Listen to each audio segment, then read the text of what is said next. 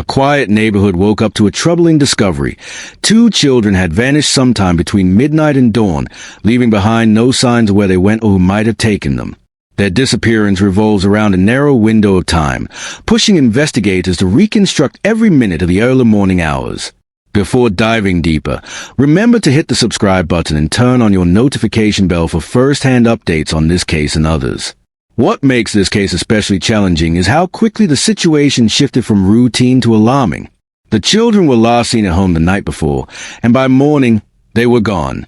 There was no forced entry, no clear disturbance, and no immediate clues inside the house. That pushed investigators to look outward, to the neighborhood, the roads, and the witnesses who might have seen something without knowing it. Several neighbors reported unusual vehicle activity after midnight. In a community where people know the usual traffic patterns, these sightings stood out.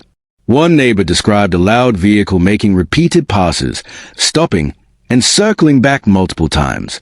It wasn't the type of behavior anyone recognized as normal. The repeated loops and pauses stuck in their mind, especially because late-night movement on the street is rare. Another neighbor saw a separate car near the train tracks.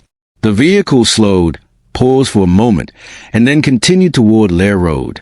It wasn't an outright alarming sight at the time, but in hindsight, the timing and behavior raised questions. Quiet areas like train tracks are usually empty overnight, so a pausing vehicle naturally becomes memorable. Days later, one neighbor claimed the vehicle seen that night belonged to the children's stepfather, Daniel Martel.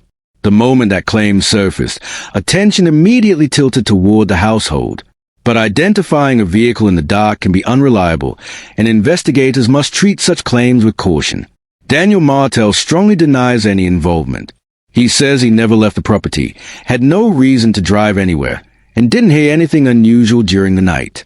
His account clashes directly with the neighbor's identification, leaving investigators to rely heavily on physical evidence rather than conflicting memories. The children's mother added that she went to bed early and slept through the night, unaware of any unusual activity. Her statement helps confirm part of the household timeline, but leaves a gap. What happened after she fell asleep remains unknown. Despite public speculation, authorities have emphasized that this is still a missing persons investigation, not a criminal case. That distinction means the goal is to locate the children first and avoid premature accusations. Investigators must follow specific legal procedures and cannot jump ahead without evidence. To make progress, they are now cross-checking every witness account with digital data. Phone records will reveal movement or nighttime activity. Vehicle telematics can show if any cars were started, driven, or unlocked during the time frame. Camera footage from nearby homes and businesses may capture headlights, silhouettes, or passing vehicles. These objective sources of information will help confirm or disprove what neighbors remembered.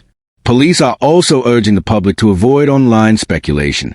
In cases involving missing children, rumors spread fast, and they can damage the investigation or unfairly target innocent people.